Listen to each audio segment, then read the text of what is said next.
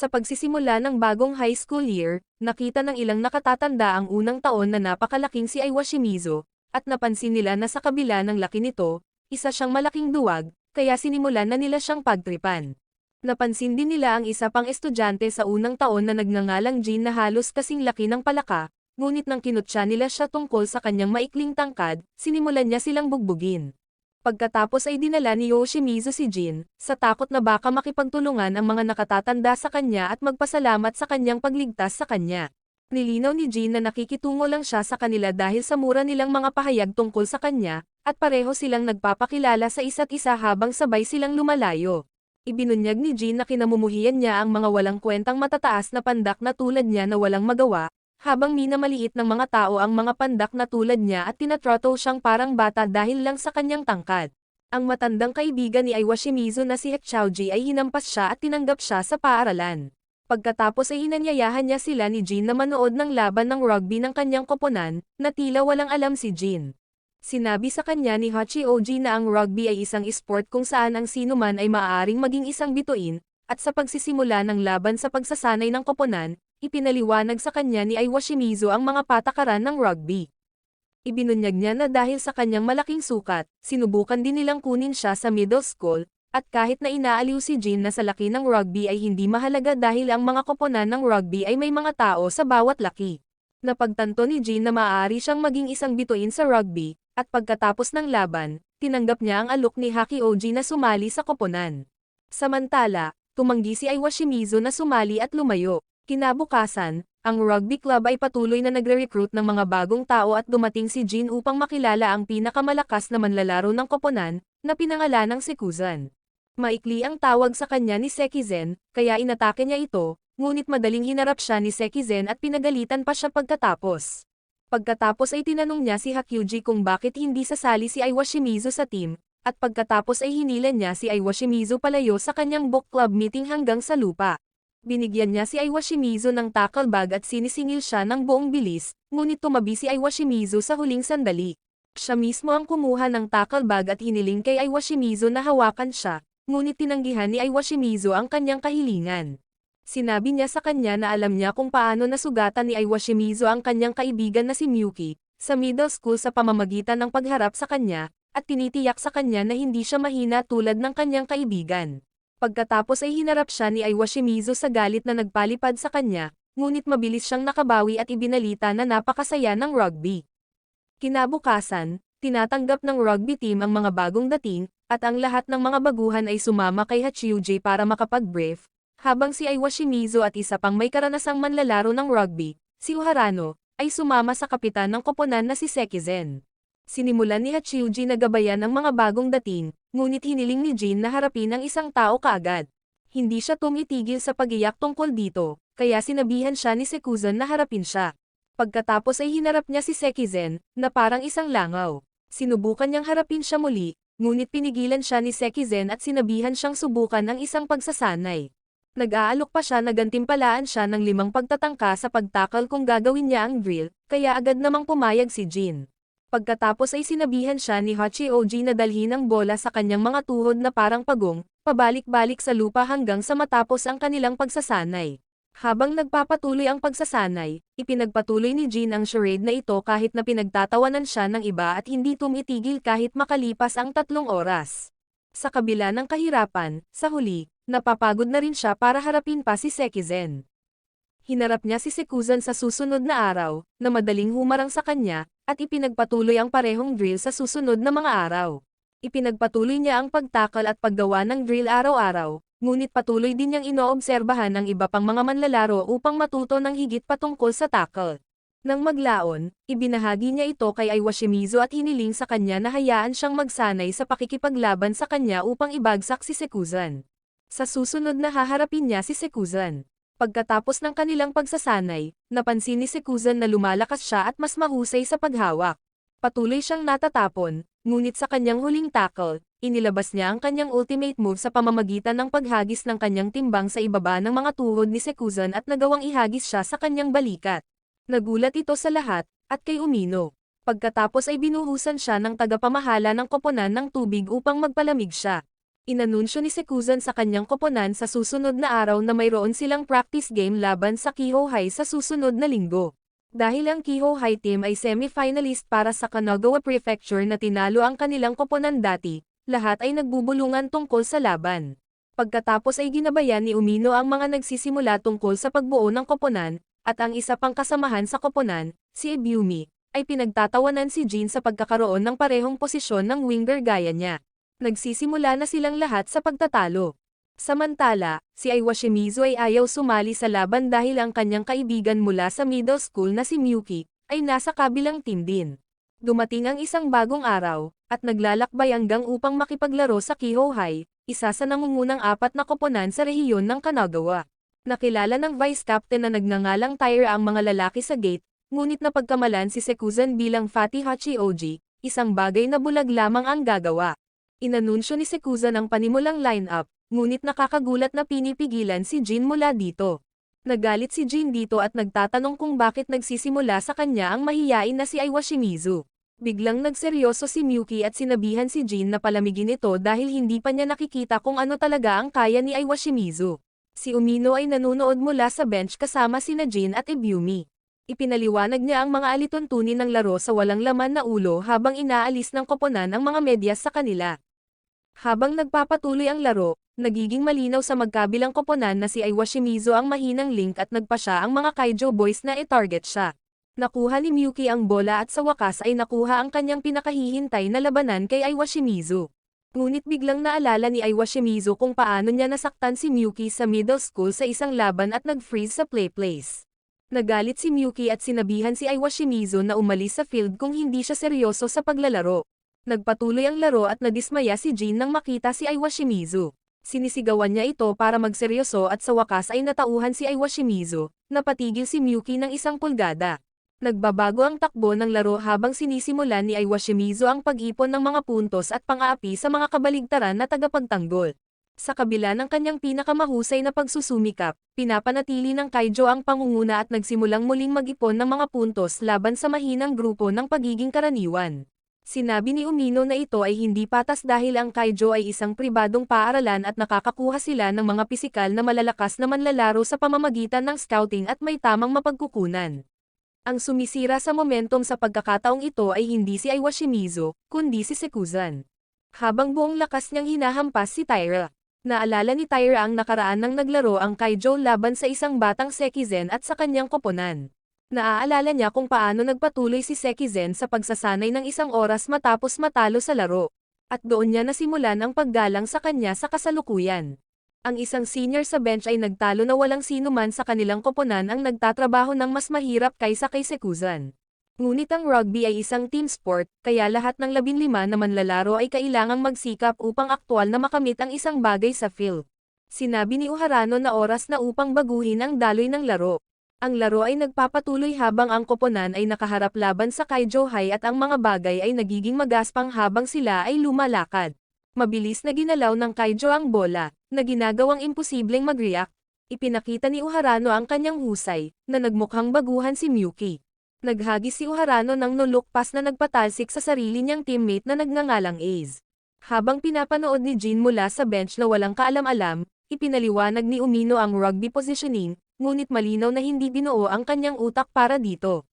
Pinapanatili ni Keijo ang dominanteng posisyon at si Uharano ay naisip at ikinulong ni Keijo. Kapag ang mga bagay ay mukhang walang pag-asa, siya ay kumukuha ng isang drop goal, na ikinagulat ng lahat dahil kahit si Keijo ay hindi ito nakitang darating.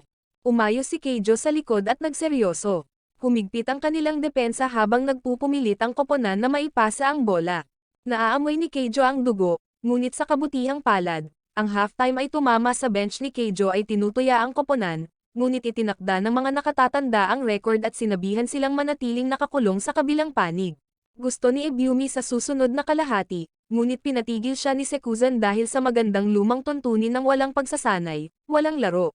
Sinabi ni Sekuzan na ang rugby ay isang team sport at pinapanatili ang parehong lineup. Nagsisimula ang ikalawang kalahati at nagpalit ng taktika si Keijo. Sa halip na malampasan ang koponan, dinaig nila sila. Malawak na naglalaro si Taira, na niloloko ang koponan na siksikan ang mga gilid. Bumukas ang gitna at sinamantala ni Keijo ng husto. Bumagsak ang depensa ng koponan dahil dito at kailangan ng sub para mapunan ang lugar. Samantala, nagpanik si Aiwa Shimizu dahil hindi niya kaya ang pressure. Sa wakas ay natanggap na ni Jin ang tawag na mag-sub-in at naaliw siya. Ang midget ay hindi alam ang laro, ngunit tiyak na alam niya kung paano humarap. Tinamaan ni Jin ang lupa, ngunit minamaliit siya ni Keijo. Si Tyre ay nag-charge at si Jin ay nag-brace para makipag-ugnayan. Pinipigilan niya si Tyre saglit, ngunit patuloy na nagtutulak si Tyre sa sobrang lakas. Si Jin ay bumagsak sa lupa at naasar sa kanyang sarili, ngunit si Sekuzan ang nag-udyok sa kanya na magpatuloy. Nagsimula ang isa pang pagtakbo at muling naninangil si Jin. Sa pagkakataong ito, siya ay kumonekta, na nagpapatisod kay Keijo, at ang tubig sa wakas ay nagsimulang lumipat. Ang mga huling sandali ng laro ay lumilipas at si Keijo ay nagtutulak para sa isa pang pagsubok. Nag-agawa ng team para pigilan sila. Hinabol ni Jin ang numero 10, pilit siyang pinalawak, ngunit masama ang anggulo. Habang nagaganap ang huling paglalaro, hindi nakuha ni Keijo ang sipa at natapos ang laban. Ang koponan ay natalo sa laban sa mga puntos, ngunit bahagya. Pakiramdam ni Jin ay wala siyang silbi, ngunit hindi sumang-ayon si Sekuzan dahil matagal niyang hinawakan si Tyra at binigyan sila ng pagkakataon. Habang papaalis si Keijo, sinigawan sila ni Jin at sinabing bababa na sila sa susunod. Makalipas ang ilang sandali, inanunsyo ni Sekuzan ang isang linggong sa camp ng pagsasanay sa paaralan at nangakong sanayin ang club na parang impyerno. Dumating sa camp ng pagsasanay at lahat ay pumasok sa trabaho. Ang mga ikalawang taon ay naglalaan ng oras mula sa kanilang pagsasanay upang magbigay ng payo sa mga bagong noob, habang si Washimizu ay nagsasanay ng mas mahirap kaysa dati simula nang makakuha siya ng motibasyon mula kay Miyuki pagkatapos ng laban. Biglang, dumating sa field ang isang walang tirahan na lalaki at itinulak ang kanyang timbang na parang isang pambansang coach. Sa lumalabas, siya talaga ay isang pambansang coach at Jing Ohime na nakasakay upang tumulong sa paaralan. Ang taong nagngangalang Kamori Shingo ay nagsimula sa pamamagitan ng pag-rip kay Sekuzan para sa kanyang hindi mahusay na mga diskarte sa pagsasanay at sinabi sa kanya na mawawala sa kanya ang kalahati ng kanyang mga miyembro sa tag-araw. Ipinagpatuloy niya ang pag-ihaw sa pamamagitan ng pagsasabi kay Sekizen na naninigas siya dahil wala siyang maayos na pagtuturo. Nagpa siya si Kamori na umalis dahil hindi siya welcome, ngunit pinigilan siya ni Sekizen at humingi ng tulong. Hinarap ni Kamori sina Sekizen at Aiwa Shimizu laban sa dalawang mas maiikling lalaki, sina Jin at Kamo, bilang isang demonstrasyon. Nagtagumpay sina Jin at Kamo na maka-score ng 1 puntos, ngunit ibinalik ni Aiwa Shimizu ang pabor sa pamamagitan ng pagpantay sa score gamit ang kanyang napakalaking laki. Si Kamori ay hinukay si Aiwa Shimizu at tinawag siyang maswerte. Sinabi niya sa susunod na hindi siya magiging maswerte at sinabihan ang koponan na magpahinga. Nakakakuha sila ng karapat-dapat na oras ng pagkain sa klase ng home economics at pagdating ng gabi. Nakipag-usap ang team at sinabing hindi talaga pumasa sa vibe check si Kamori, ngunit sinabi ni Sekuzan na maaari silang mag-improve sa kanyang mga turo at maging mas malakas. Kinabukasan ay dumating sila sa field at nakitang nag-set up si Kamori ng mga poste at wire para sa pagsasanay. Sinimulan ng koponan ang pagsasanay, ngunit ang lahat ay nagpupumilit at sa pagtatapos nito, lahat sila ay dobleng pagod. Kinukuha ni Kamori ang lahat ng makapal na batang lalaki at sinasanay sila ng hiwalay na humawak ng malaking timbang dahil kailangan nilang maging pinakamalakas sa koponan. Nang maglaon ay nagsimula si Kamori ng mga nakakasakit na scrum, ngunit sa sandaling magsimula sila, nahuli ni Uharano at nagalit ang lineman. Halos sumiklab ang isang sagupaan, ngunit ang mahilig sa pitch na si Hachiuji ay pumasok at pinaghiwa-hiwalay ito, hindi sa kanyang mga kamay, ngunit sa kanyang mga salita, habang naglalagay din ng ilang mga hiyas ng karunungan sa mga miyembro ng club. Natapos ang araw at naabutan ni Hachiuji at Sekizen si Kamori na umalis. Habang sila ay naghuhugas ng kanilang sarili, sila ay nahihiyang nagtanong sa kanya kung anong oras sila dapat magtipon bukas at siya ay sumagot ng 5 o'clock. Ang ikalawang araw ng training camp ay nagsisimula habang si Jin ay nangangarap na maka-score ng isang larong nanalo sa Ultra Super Tribe, para lang magising at matagpuan ang lahat na patay na tulog pa rin. Samantala, umalis muli si Kamori mula sa kanya ngunit nahuli siya ng kanyang asawa at sinabi na siya ay labis na nagtatrabaho sa kanyang sarili. Sinisimula ng koponan ang ikalawang araw sa camp na may mga brutal na drills at tensyon. Kapag sinakta ni Ebiumi ang isang teammate mula sa paggulo ng isang pass, pinasara ito ni Kamori, na pinilit ang buong squad na tumakbo sa mga laps bilang parusa. Nang maglaon, kinwestiyon ni Kamori ang layunin ng koponan, At habang kumpiyansa na sinasabi ng mga nakatatanda ang Hanazono, walang ideya si Jin kung ano iyon. Ipinaliwanag ng mga lalaki na ito ang pinakamalaking high school rugby tournament sa Japan, at si Jin ay nabalisa.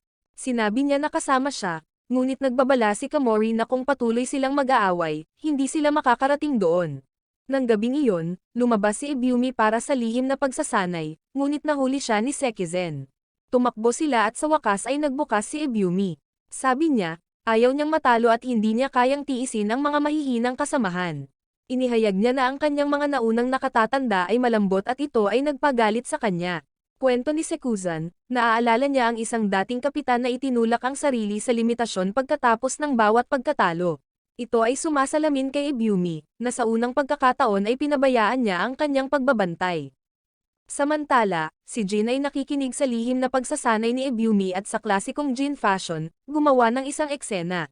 Sumama si Nakamo at Uharano, at maya-maya ay tumatakbo na ang buong pangkat sa ilalim ng liwanag ng buwan. Sa umaga, ang lihim na pagsasanay ay hindi na lihim. Itinulak sila ni Kamori ng mas mahigpit, na humahampas sa katotohanan na ang Hanazono ay hindi biro. Ang koponan ay nahihirapan sa pagpasa ng mga drills, ngunit hindi bumitaw si Kamori, na nagpapaalala sa kanila na ang kalahating pusong pagsisikap ay hindi mapuputol. Napansin ni Kamori ang mga bitak sa kakayahan ng koponan at napagtanto na malayo pa sila sa handa. Hinampas niya sila ng isang reality check na hindi sila maaakyat ng raw talent sa tuktok, ngunit kung lampasan nila ang sakit at gagawin ang lahat, maaari lang silang magkaroon ng shot. Ang kanyang mga salita ay nagsimulang bumagsak, at sa kabila ng pagod, ang koponan ay naguhukay ng malalim at patuloy na tumatakbo. Tumindi ang pagsasanay at nagmuni-muni si Kamori sa kanyang bagong tungkulin. Inamin niya na kahit na siya ay aura farming sa lahat ng oras, hindi niya alam kung paano magbigay ng inspirasyon sa mga batang manlalaro. Ngunit ang panonood sa kanila na sumulong ay gusto niyang subukan. Dahil iniiwasan siya ng mga kapatid ni Jin noon tulad ng salot, tuwang-tuwa siyang bumangon para maglaro ng rugby kasama ang iba. Pagkatapos ay maglaro sila ng 12 laban sa 12 na laro sa isa't isa, kung saan si Jin ay nakipag-club sa iba pang mga starter tulad ni Sekizen at Aiwa Shimizu. Nagsisimula ang laro at nakuha ni Jin ang bola ng isang beses sa pamamagitan ng takalang, ngunit nagawa ni Ebiumi na agawin ito mula sa kanya at gumawa ng goal. Sa susunod na pagsubok, ang bola ay naihagis kay Jin, ngunit hindi niya ito nahuli. Sa susunod na paglalaro, si Jin ay nagpatakbo ng 2 pasulong at nabangga si Aiwa Shimizu, dahil sa kung saan nawala ang bola at ang ibang koponan ay umiskor ng goal. Ang kanilang koponan ay patuloy na nawawala ng mga layunin, at sa huli, ibinalita ni Kamori na ang kanilang koponan ay natatalo sa laban dahil kay Jin. Ipinaliwanag niya na dahil walang alam si Jin maliban sa pagtakalang, hinihila niya ang koponan sa likod, kaya sinubsob niya siya sa ikalawang kalahati. Naalala ni Jin na noon pa man ay gusto niyang maglaro ng sports sa isang team, ngunit walang makakapigil sa kanya dahil sa kanyang tangkad, at iniisip niya kung siya ang problema. Ang natitirang laban ay nagtatapos sa pagkatalo ng koponan ni Jin, at bilang parusa, ang kanilang koponan ay nagsasanay sa pagharap kay Kamori at sinabi kay Aiwa Shimizu na si Jin ay hindi pa nagsimulang maglaro ng rugby. Pagkatapos, hinanap ng lahat si Jin at nakita siya ni Aiwa Shimizu sa bubong.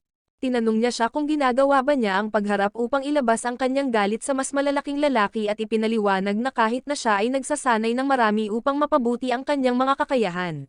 Inamin niya na sumali siya sa team nila dahil sa motivating words ni Jin. Sa susunod at huling araw lang ng training camp, lahat sila ay nagsasanay at pagkatapos ay may isa pang laban sa kanilang mga sarili kung saan hindi kasali si Jin. Pinagmamasdan niya ang laban at nasasabik siyang panoorin ang gayong masiglang pagtutulungan ng magkakasama. Sa wakas, makakapaglaro siya sa koponan sa huling 5 minuto at kapag nakakita siya ng pagkakataon na kunin ang bola, sumugod siya dito at kinuha ito. Pagkatapos ay sinugod siya ni Ebiumi upang nakawin ito, ngunit hinarangan ni Aiwa Shimizu ang kanyang pag-atake at dahil sa mga Ginoo, nagtapos sila sa pag-score ng isang layunin at pag-secure ng isang panalo. Pagkatapos ng laban, ipinaalala ni Kamori sa lahat na ang rugby ay hindi angkop para sa mga makasariling manlalaro at opisyal na tinatanggap si Jin sa koponan. Nakipagkita si Kamori sa club advisor na nagngangalang Yoshida upang pag-usapan ang tungkol sa club. Si Kamori ay mapurol kay Yoshida, na sinasabi sa kanya na umatras at hayaan siyang kontrolin ang pag-unlad ng koponan at sinabi na kailangan ng mga kabataan ang kanyang gabay upang gumawa ng isang bagay sa kanilang buhay. Si Komori ay nagbibigay ng isang madamdaming pananalita tungkol sa pagpapakita sa mga bata ng espiritong panimulang linya at paggabay sa kanila sa kadakilaan, ngunit hindi nito tinatablan ang katotohanan na ang koponan ay maraming kailangang gawin sa paglaki. Nag-ayos si Komori ng isang practice game laban sa Segami, isang koponan na pumangalawa sa preliminaries noong nakaraang taon. Sinabi niya sa koponan na ang kanilang tagapayo ay manunood ng laro sa susunod na araw. Ang koponan ng Segami ay pumasok sa lupa at ang kanilang coach ay nasa sabik na makipagkita sa isang dating pambansang antas ng coach. Sa mga sandaling humakbang si Segami sa field, nagiging malinaw na narito sila para manalo at handa silang maglaro ng madumi kung nangangahulugan ito na madudurog nila ang kanilang kalaban. Magsisimula ang laro at ang kanilang plano sa laro ay may kasamang trash talking at psychological warfare na nakakaganyak sa mga manlalaro at nawalan sila ng focus sa labas ng gate. Gumawa sila ng foul play at hinarap si Aiwa Shimizu, na nasaktan. Ang numero 14 sa koponan ng kalaban ay nagsasabi sa kanilang kapitan tungkol kay Aiwa Shimizu at kung paano niya ito tinalo sa semifinals, kaya nandoon pa rin ang masamang dugo. Sa kabila ng kanilang mga pagsusumikap, ang koponan ay nagpupumilit na makasabay dahil sa maruruming paglalaro at psikolohikal na pakikidigma ni Sugami, at ang pressure ay tumataas habang si Segami ay nangingibabaw sa larangan. Pinagmamasdan ng mabuti ni Komori ang laro, na binabanggit kung paano epektibong nakakagambala sa ritmo ng kanilang koponan ang mga palihim na diskarte ni Segami. Ang moral ng koponan ay nagsimulang mag-alinlangan nang mapagtanto nila ang agwat sa kasanayan at karanasan sa pagitan nila at ng kanilang mga kalaban. Target nila si Uharano sa pag-uusap tungkol sa kanyang nakababatang kapatid na huminto sa rugby dahil kay Uharano. Ito ay gumagapang sa kanya at nawalan siya ng composure sa sarili niyang mga kasamahan sa koponan. Ang susunod na biktima ay si Aiwa Shimizu habang pinag-uusapan nila ang 5 foul tungkol sa kanyang dating middle school captain, kaya halos baguhin niya ang sport mula rugby patungo sa UFC. Habang umuusad ang laro, ang mga manlalaro ng koponan ay nagsisimulang mawalan ng katinoan at ang kanilang koordinasyon ay nagkakaroon ng malaking hit. Napaatras sila sa isang pag-aagawan at pagkatapos ay nagkamali si Uharano, kaya walang pagpipilian si Komori kundi ang e-bench sa kanya, dahil malinaw na nasa bingit na siya ng pagkawala ng kanyang katinoan. Si Komori ay matamang nanonood, na kinikilala na ang laban na ito ay isang malupit ngunit kinakailangang aral para sa mga manlalaro. Sa isang mapang-asar na hitsura sa kanyang mukha, biglang lumitaw ang tagapayo at sinabi kay Komori na ito ang dahilan kung bakit hindi niya sinusuportahan ang club. Sa mga tagubili ni Komori, pinalitan ni Ebumi si Uharano at sumali sa laban. Iniisip ng kabilang koponan na isa pang snowflake ang sumali sa laro, ngunit sa pagsisimula ng laban, nagpapatuloy si Ebumi sa mabilis na bola at umiskor ng napakahirap na layunin. Umikot ang laban at sa susunod na paglalaro muli, haharapin ni Ebumi ang numero 14 ng isa-isa at i-score ang goal sa kanya. Takot na takot si number 14 sa kanya at nagkomento si Yoshida na umaasa sila sa isang talento ng tao lamang. Habang ang koponan ay nagsisimulang maging mapagmataas tungkol sa kanilang mga layunin, ang koponan ng Segami ay humarang sa kanilang mga galaw sa susunod na paglalaro at sa pamamagitan ng coordinated teamwork, sila ay umiskor ng isang layunin, na nagpapalitan muli ng tubig. Ang unang kalahati ay nagtatapos sa isang malaking puwang sa pabor ni Segami, ngunit pinupuri pa rin ni Komori ang mga pagsisikap at komento ng koponan na ngayon ay may layunin silang maabot. Pagkatapos ay pinayuhan niya sila na nakawin ang mga diskarte ni Segami at matuto mula sa kanila. Pinayuhan din ni Jin si Aiwa Shimizu na tumayo ng tuwid upang magpakitang malakas, at sa kabila ng kanilang pagkatalo, ang koponan ay nagloloko sa isa't isa. Magsisimula ang ikalawang kalahati at bagamat ginagawa ni Ebumi at ng iba pa ang kanilang makakaya, si Segami ay gumagawa ng mga coordinated attack at patuloy na umiskor ng mga layunin. Si Yoshida, ang Grump Lord, ay nagkomento na ang laban ay tila isang panig, ngunit ang mga lalaki ay nagsusumikap pa rin at binibigyan si Segami ng patas na hamon. Habang papalapit si Segami sa isa pang layunin, inihinto ni Sekizen ang layunin gamit ang kanyang katawan at nasugatan sa kanyang mukha. Binandahan siya ni Komori at sa kabila ng kanyang pinsala, mukhang masaya siya dahil naglalaro siya ng rugby. Ipinagpatuloy niya ang paglalaro, na ikinatakot ng mga manlalaro ni Segami.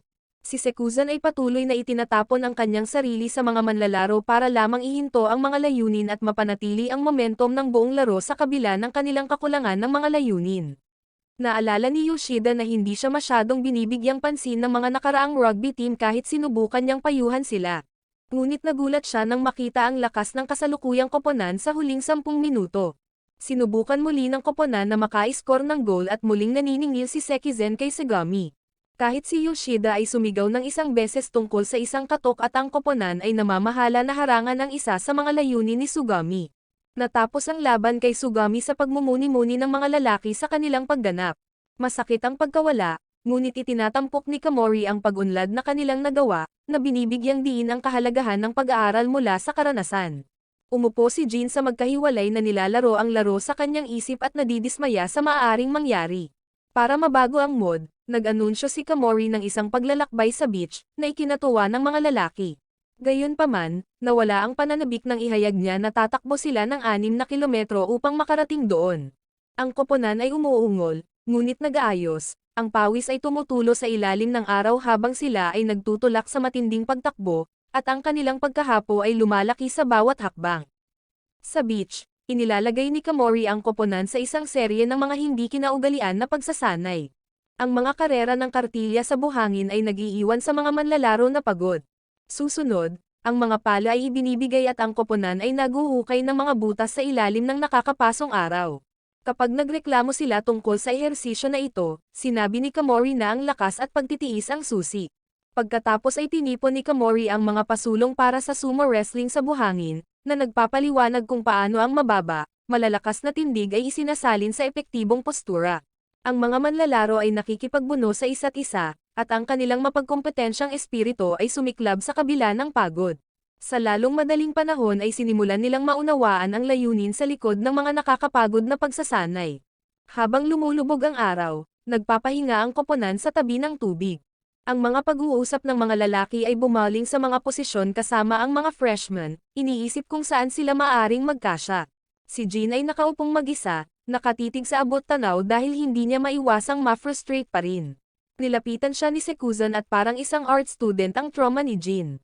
Kung bakit pa siya naglalaro, binanggit niya ang kanyang kapatid, na dating mahilig sa rugby ngunit napilitang manood sa gilid. Sinabi ni Jin na ito ang determinasyon na patunayan ang kanyang sarili.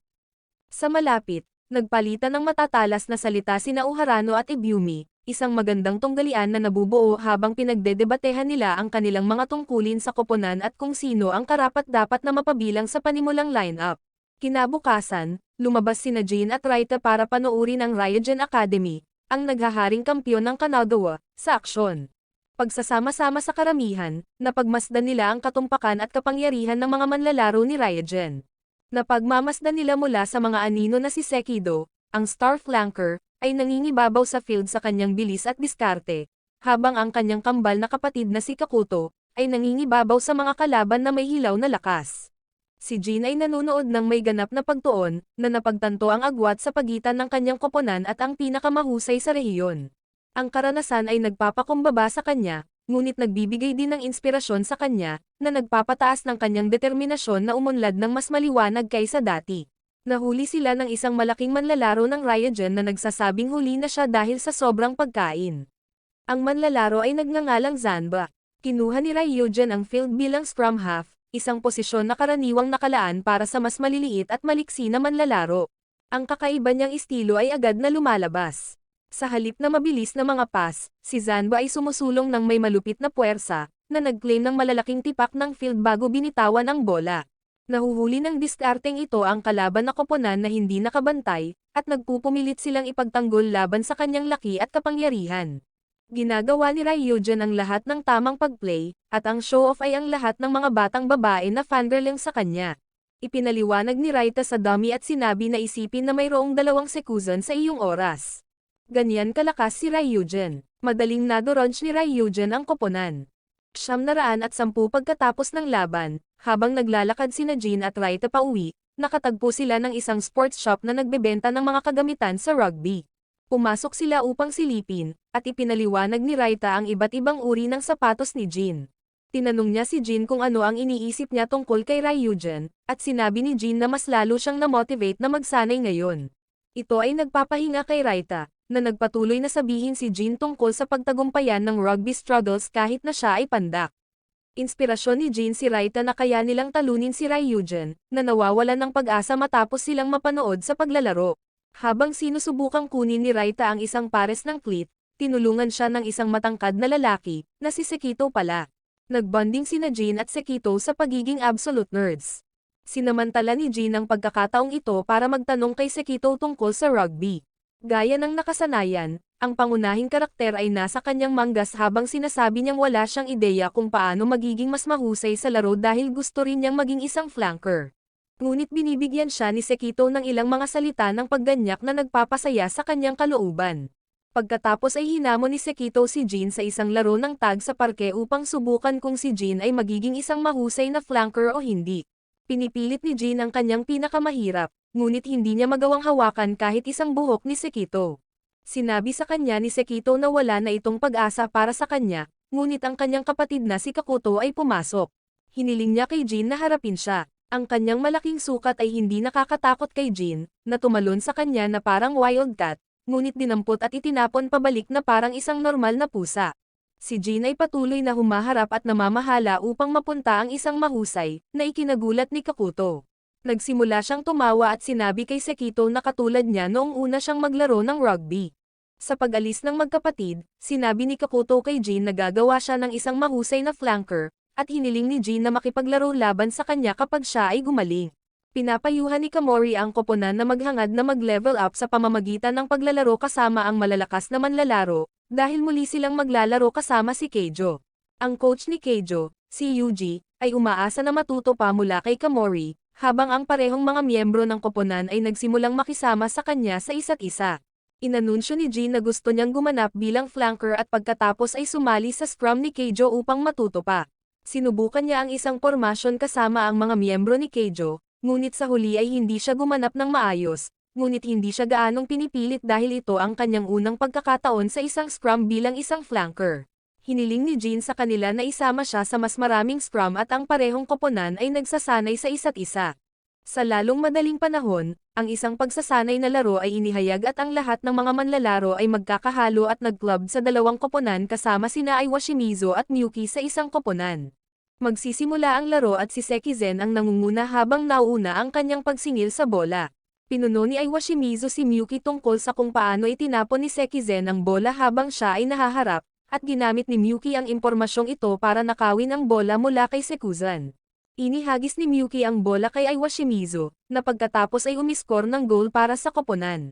Pagkatapos ay pinayuhan ni Aiwa Shimizu si Miyuki na manatiling malayo kay Abumi, na nasa kabilang koponan, kaya medyo nagbabago ng taktika ang kanilang koponan sa susunod na paglalaro.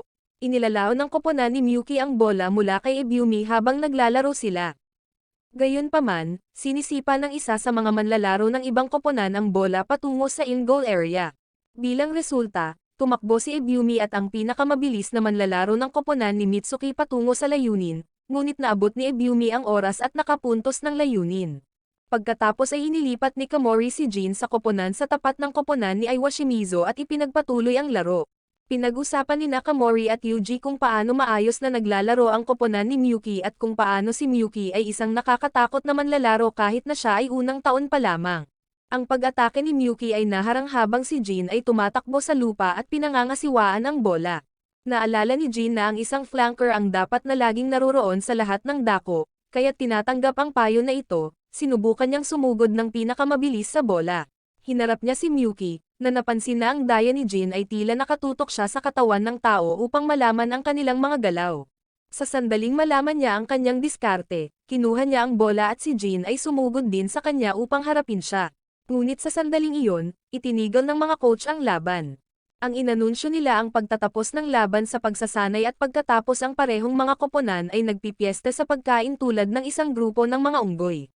Patuloy na nagbubulungan si Miyuki tungkol sa hindi paglalaro ni Jin, at pinupuri ni Sekizen ang gameplay ni Aiwa Shimizu. Sina Sekizen at Hachiuji at Jin at Aiwa Shimizu sa club at sinabihan silang umuwi. Nang makita silang nagbabasa sa pamamagitan ng mga taktika sa rugby, naging nostalgic si Hachiuji at naaalala niya ang kanyang sarili at si Sekuzan noong araw. Napagpasyahan niya na oras na para magyap at nagsimulang sabihin sa kanila ang tungkol sa kanilang nakaraan. Bumalik sa unang taon sa high school para kay Sekizen at Hakyuji. Nabangga ni Hakyuji si Sekizen sa unang pagkakataon at agad na sinubukang i-recruit siya sa rugby club, ngunit hindi interesado si Sekizen. Makalipas ang ilang sandali, siya at si Sekizen ay parang isang degenerate at sinusubukang kumbinsihin siyang sumali, na nagbibigay sa kanya ng isang buong listahan ng mga dahilan. Si Sekuzan ay hindi nahulog para dito at nagpatuloy sa kanyang masayang paraan. Maya-maya, si Sekuzan sa wakas ay sumuko sa inis at pumunta sa rugby field. Binigyan siya ni Hachioji ng bola at ibinato ito ni Sekizen pabalik. Nang makita ang kanyang paghagis, sinimulan siyang i-hype up ni Hachioji at sinubukan siyang kumbansihin na siya ay isang henyo. Sinabi sa kanya ni Sekizen na sa kabila ng kanyang pagbuo, hindi pa siya nagkaroon ng anumang tagumpay sa sports at talagang nasusuka siya sa mga ito. Binabaliktad niya ang mga fatso at halos makumbinsi siya na magsimula ng isang sumo club ng magkasama. Sinabi sa kanya ni Hachioji na siya lamang ang makakatulong sa rugby club at siya ay lubhang kailangan. Sa wakas ay tinanggap ni Sekuzan ang kanyang pagsusumamo, ngunit binawi ito nang makita niya ang mga tamad na miyembro ng rugby club. Sinabi sa kanya ni Hachioji na hindi siya susuko sa pagikayat sa kanya at patuloy siyang iniinis. Nang maglaon, nahuli siya ni Hachioji pagkatapos ng isang track race at muling sinubukang kumbinsihin siyang sumali sa koponan. Sinabi sa kanya ni Sekuzan na hindi siya sasali sa isang team na hindi nagsusumikap sa kanilang makakaya o naglalaro ng sport na hindi seryoso. Hinawakan siya ni Hachioji sa kwilyo at iniharap sa kanyang mukha, na sinasabi na ang rugby ay isang bagay maliban sa isang hindi seryosong laro. Lumipas ang oras at nakahanap si Sekizen ng love letter sa kanyang locker, na ikinagulat niya. Tumakbo siya sa likod ng paaralan para basahin ito at nagulat siya nang mabasa na gusto siya ng kanyang admirer na sumali sa rugby club. Sa dulo ng liham, binasa niya ang pangalan ni Hakyuji at napagtanto na mayroon na siya. Habang tumatawa si Hakyuji mula sa malayo, pumunta siya sa club para tanggihan ang Master Pranksman sa huling pagkakataon. Ngunit nang makita niyang nagsasanay ng husto si Hakyuji sa ulan, nagbago ang isip niya. Sa wakas, hiniling ni Sekuzan kay Hachioji na turuan siya ng rugby. Sa pagtatapos ng kanilang pagsasanay, pinag-usapan ni Gino, Hachioji at Iwashimizu kung paano nila dapat hilingin kay Komori na dalhin sila muli sa isang restaurant. Kaya't hinanap nila siya, ngunit nalaman na umalis na siya. Nang maglaon, pinuntahan ni Komori ang kanyang dating kaibigan sa kolehiyo na nagngangalang Yujiro, at pumunta sila sa isang restaurant na pag-aari ng isang junior nila. Nagulat si Yujiro nang malaman na nagtuturo si Komori ng isang high school team, at pinag-uusapan nila kung paano din nagtuturo si Yujiro sa nakalipas na 20 taon. Binanggit ni Yujiro kung paano niya pinapanood ang blog ni Komori habang sa kabilang banda ay tinatalakay din ng mga lalaki kung gaano kasimple ang blog ni Komori. Si Komori ay nagsasalita tungkol sa kung paanong ang koponan ay mahina pa rin ngunit binubuo ng mga masisipag na manggagawa at kung paano ang kapitan ay napaka-optimistiko. Pinag-uusapan nila kung paano hindi magkaanak ang asawa ni Komori at binanggit ni Komori kung paano niya gustong turuan ang kanyang mga anak ng rugby. Nagpaalam sila at binanggit ni Yujiro kung paano darating ang X-Day. Kinabukasan, isang miyembro ng team na si Kida ang pumunta kay Yoshida, na ilang sandali pa ay nagsabi kay Sekizen kung paano huminto si Keda. Samantala, maraming miyembro ng koponan ang nakatayo sa harap ni Komori at napagtanto niya na ito ang ibig sabihin ni Yujiro ng X-Day. Tumakbo si Sekizen papunta kay Keda at sinubukan siyang kumbinsihin na manatili. Ipinaliwanag ni Keda kung gaano kalaki ang pagsasanay para sa kanya at kung paano siya nawalan ng gana. Hiniling sa kanya ni Sekuzan na sumama sa kanila. Pagdating nila sa Hanazano sa pagsasanay, lahat sila ay nagtitipon at ipinahayag ni Komori na dadalo sila sa isang 5 araw na programa sa pagsasanay sa simula ng Agosto sa Sagadera. Ipinaliwanag ni Iwashimizu kay Jin kung paano ang Sugudera ay isang lugar kung saan ang lahat ng mga rugby team ay nagdaraos sa camp ng pagsasanay at naglalaro laban sa isa't isa upang magsanay. Nagpapatuloy ang pagsasanay pagkatapos at sinabihan ni Jin si Iwashimizu na tulungan siyang magsanay ng asukal upang matalo niya si Ryuji. Sinabihan ni Sekuzan si Jin na subukan din siyang hawakan, at pinakikitunguhan niya ito ng napakabagsik. Mamaya sa locker room, pinag-usapan nila kung paanong si Sekuzan ay napakatakot ngayon at napagtanto nila kung paano niya sinisisi ang kanyang sarili kung paano huminto si Keda. Huminto si Sekuzan sa pagtakbo para kausapin si Komori, na nagsabi sa kanya kung paanong hindi niya kasalanan at kung paano nila dapat ipagpatuloy ang ginagawa nila kung gusto nilang manalo. Ipinaalala rin niya sa kanya kung paanong hindi siya nag-iisa. Habang nagbabasa ng mensahe si Hachioji na may nag-aalalang mukha, ang koponan ay nagpapatuloy sa kanilang pagsasanay. Nagkakagulo sina Ibumi at Ace, ngunit mukhang wala ito. Pagkatapos ng mga aktibidad sa club, nakipagkita ang mga AI kay Hachioji at sabay silang pumunta sa bahay ni Ace. Mukhang magulo ang lugar at biglang sumakay ang kapatid ni Ace sa loob ng bahay at sinimulan siyang pag-alitan dahil sa hindi pag-aalok ng kahit ano sa bisita. Masungit na binati siya ng kanyang kapatid at sinabing nagkita na sila noong 1 taon. Sinabi niya na dahil hindi niya maalala ang pangalan ni Hakyuji, tatawagan niya itong Piggy. Bagamat hindi siya eksaktong mali sa mga batas ng timbang, ipinaalala ni Ace ang pangalan ng kanyang kapatid na si Hachioji na hiniling ni Hyuji sa kanyang kapatid na bigyan ng pahintulot ang ni Ace na pumunta sa isang training camp kasama nila, ngunit tumanggi siya. Ang kanyang kapatid na lalaki ay nagsimulang rantang na ang kanilang mga magulang ay namatay noong sila ay bata pa at siya ang nag-iisang breadwinner ng pamilya. Nang makita ang pasya ni Hachioji, si Ace mismo ay nagpakawala ng kanyang ulo at nakiusap sa kanyang kapatid na palayain siya. Pinagtatawanan siya ng kanyang kapatid at tinanong kung silang dalawa ay mag-asawa. Nawala ito ni Ace at inihagis sa isang baso ng juice sa Four Eyes. Nabawi niya ang kanyang sarili, pinaalis si Hachioji sa apartment, na sinasabi sa kanya na aalis na siya sa club. Kinabukasan, hinanap siya ni Hakyuji sa lupa ngunit hindi siya nakita. Nagtanong si Ebiumi tungkol sa kanya, ngunit hindi pinalabas ni Hakyuji ang mga beans at sinabi lang na babalik siya. Si Ace, pagkatapos magpalipas ng araw sa park na walang ginagawa, ibinalik siya sa kanyang kapatid na hinagi sa kanya ang kanyang wallet at sinabihan siyang bumili ng kung ano sa tindahan. Kapag nakakita ng ice cream si Ai, naaalala niya ang kanyang mga kasamahan at naluluha. Sa kanyang pagbabalik, nakasalubong niya si Ebiumi na nalaman kung ano ang nangyayari sa kanya. Binigyan siya ng isang balumbon ng pera at sinabihan siyang ihagis ito sa kanyang kapatid. Pagbalik sa bahay, nakita ng kanyang kapatid ang kanyang maruruming rugby na damit at hindi niya maiwasang ipagmalaki. Sa kabilang banda, sinabi ni Ace kay Ebiumi na ang kanyang kapatid ay isang mabuting tao. Ngunit sinabi ni Ebiumi na ang 3 taon na ito ay ang tanging pagkakataon na mayroon sila at kailangan nilang panatilihin ang koponan sa pasulong. Si AI at Ebiumi ay nagbubuklod sa kanilang pagbabalik sa kung ano ang tila isang namumuong bagong pagkakaibigan. Si Ebiumi ay umalis kay AI kasama ang kanyang kapatid na naghihintay sa kanya sa labas ng complex. Matapos sabihin sa kanya na ang cash ay pautang lang kaya kailangan niyang bayaran siya balang araw. Si Jin ay sabik na nag-iimpake para sa training camp kinabukasan at pagkatapos ay sinabihan si Aiwa Shimizu na sumama sa kanya sa pagsasanay. Samantala, namimili ang manager ni Umino at Keijo na si Yasaka para sa training camp at nakita sina Sekizen at Hachiuji na namimili ng ilang dessert. Sinabi sa kanila ni Sekizen na pupunta sila sa bahay ni Kamori para sa isang pre-training camp meeting at tanghalian. Nadatnan sila ni Jin at Aiwa Shimizu at nakiusap si Jin na sumama sa kanila upang kumain ng tanghalian sa bahay ni Kamori, ngunit tinanggihan siya ni Sekizen.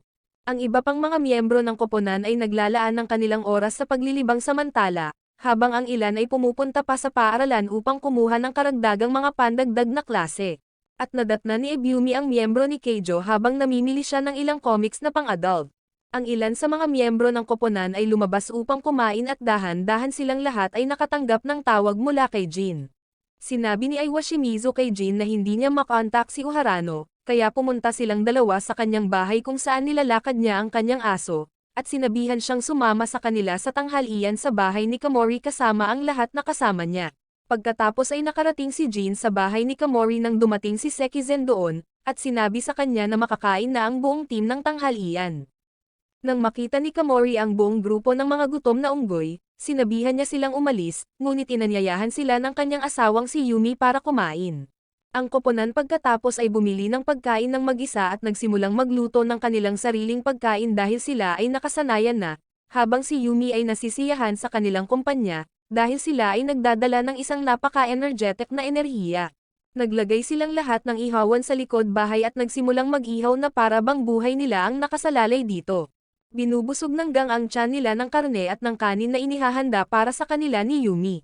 Tinulungan din siya ni Umino, at binigyan ni Yumi si Sekizen ng kaunting kanin. Humingi ng paumanhin si Yoshida kay Kamori sa pananakot sa kanya ng ganito, ngunit tila hindi niya ito iniisip. Para sa kapakanan ng kanyang asawa, binibigyan sila ni Umino ng pagkain na makakain, at pagkatapos ay sinabi niya sa koponan na magkakaroon sila ng mga laban araw-araw ngayon. Sinabi niya sa kanila na kailangan nila ng pagsasanay upang maging handa at na hindi sila isang natatalo na koponan, ngunit mula ngayon, handa na sila sa lahat, maging ang kamatayan. Ito ay nagpapasigla sa koponan, lalo na para sa kampo ng pagsasanay sa Sugudera. Kahit si Yumi ay gustong sumama, nakikita ang kanilang mga masiglang mukha, ngunit sinabihan siya ni Kamori na manatili sa kinalalagyan niya mamaya sa gabi. Patuloy niyang hinihiling si Kamori na sumama sa kanila, ngunit sinabihan siya ni Kamori na huwag maging masyadong makasarili. Pagkatapos ay naabala siya sa isang channel sa TV at nakalimutan ang tungkol dito. Ang koponan ay dumating sa Sugudera sa susunod na araw, na kung saan ay post ng maraming mga koponan. Napansin ni Jin na kahit si Sugami ay may laban sa parehong araw, at lahat sila ay dumating sa kanilang inn, naubos dahil sa kanilang budget. Inaasahan ng innkeeper na magiging napakagulo ng team dahil sa kanilang dating gawi, ngunit tiniyak sa kanya ni Kamori na kikilos ang team sa pagkakataong ito. Pagkatapos ay inutusan niya ang lahat na ihulog ang kanilang mga bagahe sa kanilang mga silid at tumakbo sa field kung saan agad silang magsisimulang magsanay. Ang koponan pagkatapos ay nagpainit habang tumatakbo sila sa field, at pagkatapos ay sinabihan sila ni Kamori na magsanay ng mga running pass sa loob ng 1 oras. Pagkatapos nilang gawin ang kanilang drill, sinabi sa kanila ni Kamori na mayroon silang laban sa Tenjiko School at dahil nagsasanay na sila bago pa man ang laban, tinapos na nila ang pagitan nila bago pa man magsimula ang laban. Dumating din si Tenjiko sa lupa, at iniisip na ibang tao ang kaharap na koponan, habang iniisip ni Jin na dapat silang magsanay pa. Bago ang laban, dumating ang isang batang babae mula sa kanilang inn na nagngangalang Miki at binigyan sila ng mga dessert, na nagpapasariwa sa mga lalaki. Dumating din ang mga lalaki ni Sugami upang manood ng kanilang laban, at pagkatapos ay binati ng koponan ang koponan ni Tenjiko. Ang kanilang vice captain, Suno fangirl sa buhok ni Sekuzan na parang bata, at isa sa kanilang mga member. Nagkomento si Renpei tungkol sa kung paano nila nilalaro ang hindi kilalang koponan. Magsisimula ang laban kay Jin sa bench at off the bat. Sinipa ni Renpei ang bola at pinalipad ito sa kabilang panig, ngunit sa mga baguhan, pinigilan ito ni Kifon at sinipa pabalik sa gitna. Muli, nakuha ni Renpei ang bola at sinipa ito patungo sa goal, ngunit nahuli ito ni Kifon at sinipa ito pabalik. Napagtanto ni Renpei na napakahusay ni Kifon sa kabila ng pagiging simple, habang nagkokomento rin si Kamori tungkol sa pagbabalanse ni Kifon sa laban. Napansin ito ng koponan ni Tenjiko at nagpas siyang baguhin ang kanilang mga taktika sa susunod na paglalaro. Parehong team scrum laban sa isa't isa at Tenjiko namamahala upang nakawin ang bola sa halip na umasa sa mga mahahabang sipa ni Renpei. Sinipa ni Nasunaw at Renpei ang bola sa pagitan ng isa't isa, ngunit sa huling minuto, sinipa ni Renpei ang bola na labag sa payo ng kanyang koponan, at muling nakuha ni Kifon ang bola. Sinipa niya ito sa loob at dahil dito, muling magkaharap ang magkabilang koponan. Nakuha muli ni Tenjiko ang bola at inihagis ito kay Renpei, ngunit hinarap siya ni Ebumi at napigilan siya. Nagpapatuloy ang laro at pagkatapos ay gumamit ang koponan ng mga diskarte sa sumo wrestling na itinuro ni Kamori para harapin si Tenjiko. Nakalusot ang mga lalaki sa depensa ni Tenjiko at nakapasok sa 22 metrong linya, ngunit mabilis na pinasara ng kanilang depensa. Sa susunod na pagliko, ipinasa nila ang bola kay Sekuzan, ngunit napahinto siya ng numerong 8 ni Tenjiko, na pinangalan ng Seki. Ang mga AI ay tumatakbo sa likod ni Sekizen na nagpasa sa kanya ng bola at nagpatuloy sa paglalaro at binasura ang isa sa mga tagapagtanggol. Ang lahat ng mga manlalaro ay nag-aagawan at sa pagtatapos ng tussle, ang mga lalaki ay makakakuha ng isang kick try. Nadidismaya si Renpei sa pagiging maluwag ng kanyang mga kasamahan habang nahuhuli siya ni Sanaw. Dahil sa galit, ginawa ang sipa at dumapo ang bola sa isa sa mga miyembro ng koponan. Sa wakas ay nakuha ni Tenjiko ang bola, ngunit ito ay walang iba kundi ang asar na haring si Renpei. Sinabi niya sa kanyang mga kasamahan sa koponan na mag-buzz off at direktang sipain ang bola palabas sa goalpost ghost, na nagreresulta sa isang drop goal. Nakipagtalo ang kapitan kay Renpei pagkatapos ng pagbaril dahil sa paggawa ng anumang gusto niya, nagalit si Renpei at hinawakan siya sa shirt, ngunit napagitnaan sila ni Sunaw at pinaghiwa-hiwalay ito. Si Kamori ay nanunood mula sa gilid at natukoy na habang si Tenjiko ay may talento, ito ay nakakalat mula sa loob dahil ito ay isang bagong koponan. Ang first half whistle ay tinawag at si Tenjiko ay nasa 3-point lead. Sa panahon ng tsikahan, hiniling ng kapitan ng Tenjiko kay Sunaw na bantayan si Renpei, ngunit pumalakpak si Sunaw at sinabing hindi dapat sabihin iyon ng kapitan, at gusto ni Renpei na manalo ng higit sa kanilang lahat. Sa kabilang panig, sinabi ni Kamori na ipinagmamalaki niya kung paano sila naglalaro, ngunit gagawa siya ng ilang mga pagpapalit dahil gusto niyang ang lahat ay magkaroon ng karanasan dito. Pumasok si Jin at nagsimula na ang second half. Ang kanyang epekto ay agad na kapansin-pansin habang nagpapakita siya ng mabilis na pagwawalis pagkatapos na ang isang kasamahan sa koponan ay natakal habang naglalaro. Naalala ni Jin ang mga tagubili ni Kamori sa kalahating oras at inilapat ang mga ito ng lubos. Nakuha ng isa sa mga lalaki ang bola, ngunit na-corner kaagad pagkatapos. Nagpanik siya at sinipa ang bola sa ere. Nasa ilalim ng bola ang manlalaro ni Tenjiko at nahawakan ito, ngunit pinatakbo niya ang freight train na si Sekizen, na humarap sa kanya habang siya ay lumapag at nagnanakaw ng bola. Agad niyang tinulak ang puwang at sinubukan. Pagkatapos tumawid sa linya, sinabihan ng kapitan ni Tenjiko ang kanyang manlalaro na panatilihing mataas ang kanyang ulo, ngunit tinawag siya ni Renpei na mahina. Habang pabalik, nahuli ni Renpei si Sunaw na nakatayong mag-isa ng may pananakot. Naalala ni Sunaw kung paano niya nakita si Renpei sa unang pagkakataon nang sumali siya sa isang rugby academy at gusto niyang maging kaibigan niya mula noon. Naalala niya kung paano si Renpei ay palaging napakahusay para sa kanyang edad, ngunit dahil sa kanyang masamang bibig ay hindi siya nagustuhan ng lahat, kaya palagi niyang pinaninindigan siya sa kasalukuyan. Sinubukan ni Sunaw na hikayatin ang kanyang koponan, at naisip ito ni Renpei na nakakainis.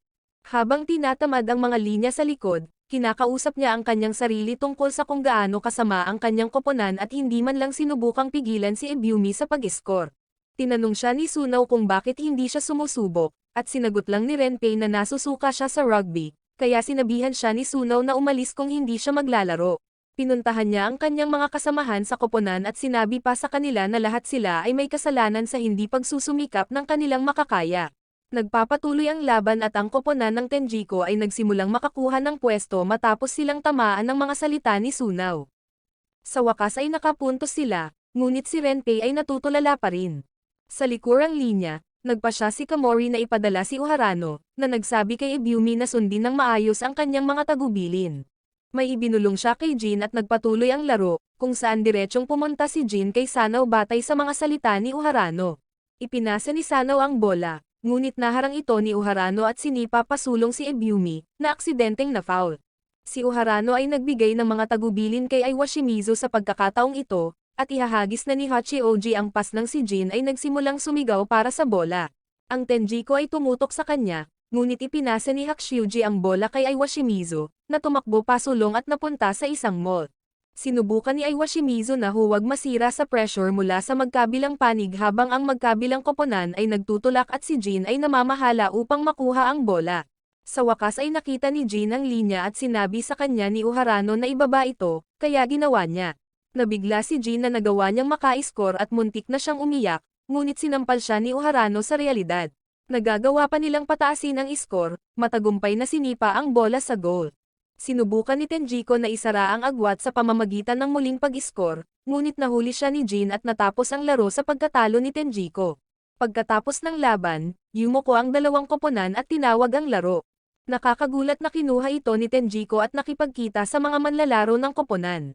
Sinabi ni Sekuzan sa kapitan ni Tenjiko na ito ang unang pagkakataon na nanalo sila sa isang laro.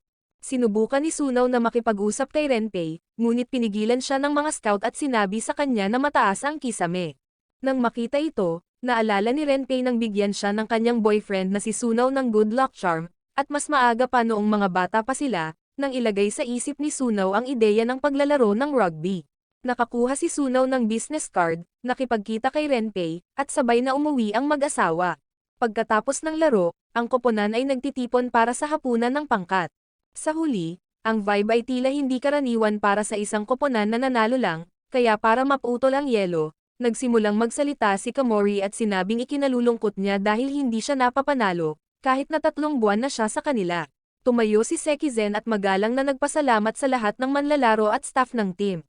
Sinabihan siya ni Kamori na magpakawala dahil ang mga lalaki lang nila ang nasa in, at ibinaba ni Sekizen ang kanyang bantay at nagsimulang mag-cheese na parang bata.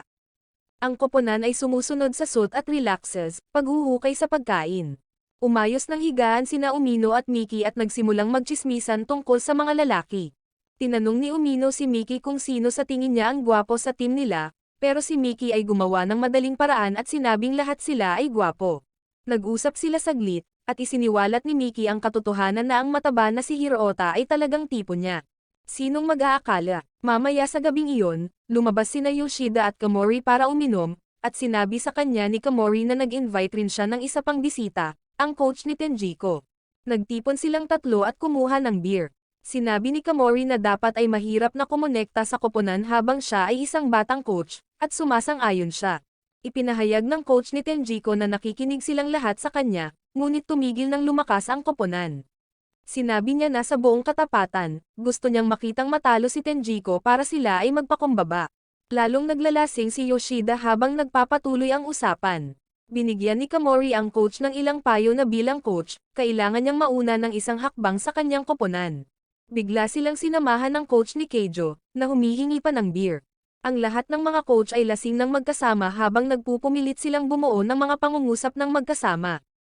Ang koponan ay nanalo ng isa pang laban sa Seki School, at ang ilan sa kanila ay nagsimulang magyabang tungkol sa kanilang lakas.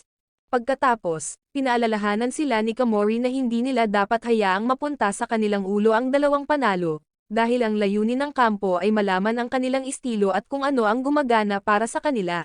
Maglaro sila sa susunod na laro sa Keijo School at matalo ang laban na iyon. Sa pagbabalik, ang koponan ay nakatagpo ng isang takalang match at ang Keijo team ay nakikipagkita rin sa kanila.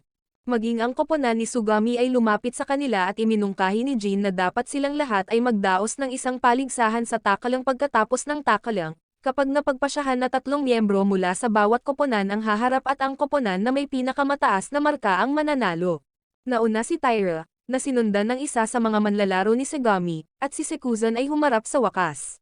Dahil nagtabla ang mga iskor sa pabor ni na Sekuzan at Taira, ang iba ay patuloy na sumasali sa laban at pagkatapos ng lahat ng mga koponan ay tapos na sa pagharap, si Hirota ay nawawala kahit na siya na ang pagkakataon. Sa wakas, nakita siya ni Raita sa isang ramen shop at kahit papaano ay naakit siya sa paligsahan sa pagharap. Nagtatapos siya sa pag-iskor ng pinakamataas at ang koponan ang nanalo sa laban. Pagkatapos, hinabol ni Hirota si Raita sa dahil nagsinungaling siya sa kanya na may ice cream siya kapag nanalo siya sa contest.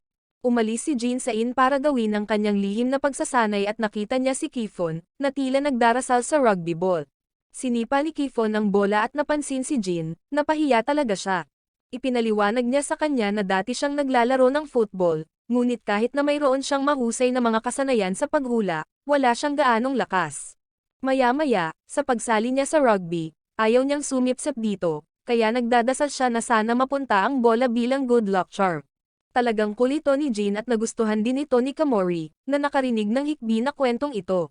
Pagkatapos ay sinabihan niya ang mga lalaki na saluhin ang bola sa kabila ng dilim at sinipa ito ng mataas. Hindi nila ito mahuli at patuloy niya itong sinisipa hanggang sa tuluyang mahuli ito ni Kifon. Sinabihan niya si Kifon na ipagpatuloy ang pagsasanay upang saluhin ang bola sa dilim, kahit na hindi siya nakakatulong sa aktwal na laban. Pagkatapos ay umalis siya habang silang lahat ay patuloy na nagsasanay sa dilim. Kinabukasan, nanalo ang koponan sa isa pang laban. Sa pagbabalik, kinaladkad ni Jin si Aiwa Shimizu sa isang crepe place kung saan nadatnan nila si Ryuji mula sa Ryoan team na pinalamanan ang kanyang mukha sa isang crepe. Sumama sa kanya ang Ryoan team at ipinakilala ni Jin ang kanyang sarili sa team.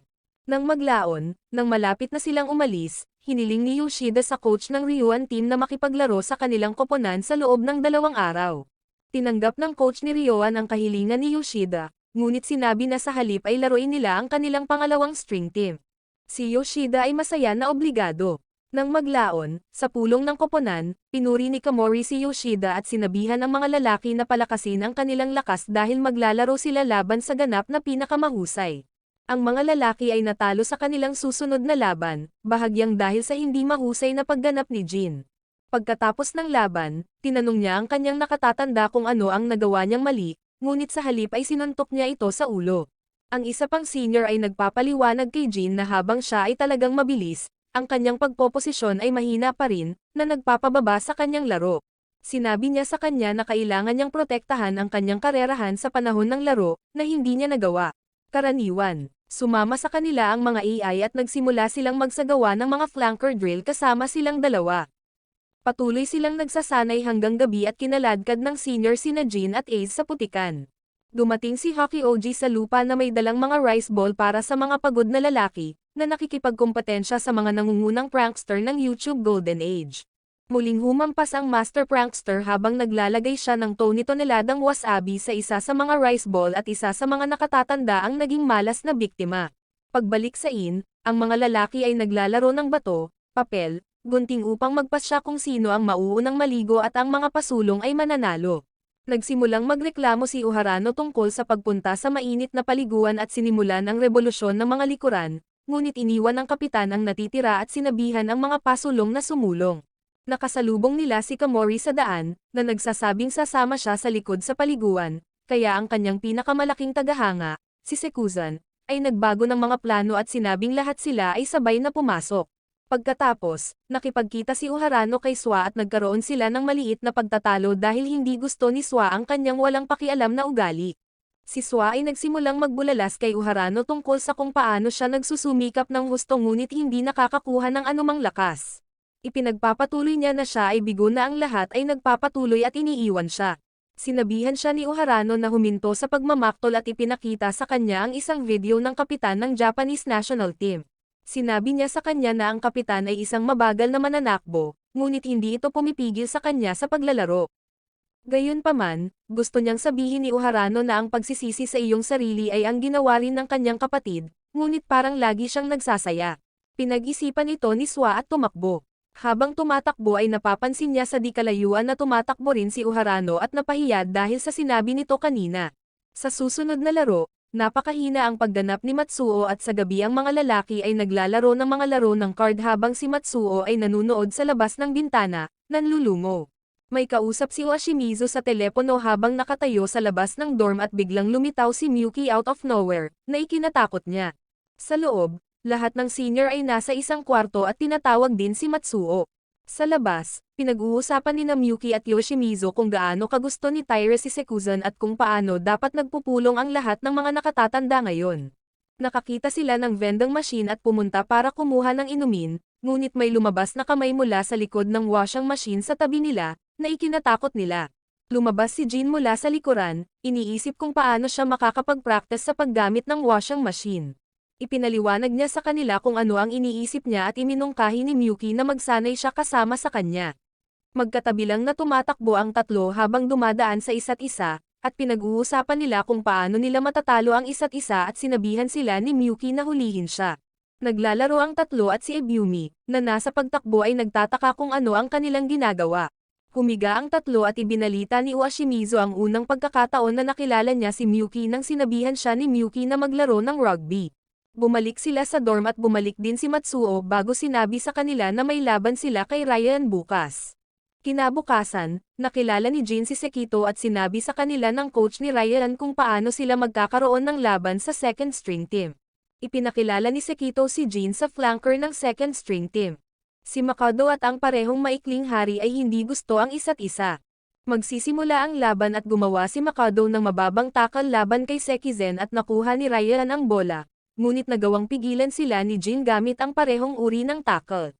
Nagalit si Makoto kay Jin sa kanya, ngunit sinabi ni Gon na tinuruan siya ng kaibigan niya ng tackle na iyon.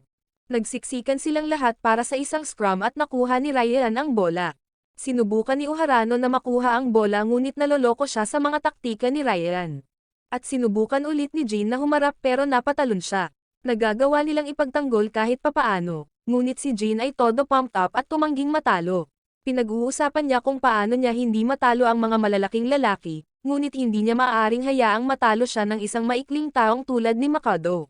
Nangako siya na matatalo niya si Makoto kahit anong mangyari. Nakipagkita ang isa sa mga nakatatanda kay Matsuo at sinabihan siyang sumama sa kanya. Dinala niya siya sa vending machine area kung saan nagtitipon ang mga nakatatanda na parang isang episode ng Peaky Blinders. Nagsisimula silang maging prangka sa kanya at direktang itanong sa kanya kung bakit hindi siya naging seryoso sa mga laro at naging maluwag. Madaling inamin ni Matsuo na siya ay nagpapabaya at nagbubunyag ng katotohanan. Sinabi niya na sumuko na siya sa pangarap at hindi naniniwala na magagawa nila ni Hanazano. Hinawakan ni Sekuzan ang kanyang puso at nagtanong tungkol sa paggawa ng rugby bilang kolehiyo ng magkasama. Ngunit sinabi ni Matsuo na malapit na siyang huminto sa rugby. Kinabukasan ang mga lalaki ay naglalaro kay Uharano sa halip kay Matsuo laban kay Ryan. Nagsisimula na ang laban at maganda ang performance niya. Ipinasa niya ang bola sa isang senior at hiniling sa kanya na sipain ito sa unahan, nagagana sa susunod na paglalaro. Ang kabilang koponan ay nagpeke ng isang itapon, ngunit ang mga lalaki ay nahuli ito at napanatili ang bola. Nakuha ni Uharano ang bola at pinatigil sa perimeter ng kanilang piling tagapagtanggol na humarap sa kanya habang siya ay nahuhulog. Ipinasa niya ito kay Swan na may defender sa kanyang likod, na iniuwi ang bola para sa koponan. Nagdiwang si Umino, kinuha ang unang puntos. Nakilala ni Raita si Sekuzan at sinabi sa kanya na hindi patas na galit sila kay Matsuo.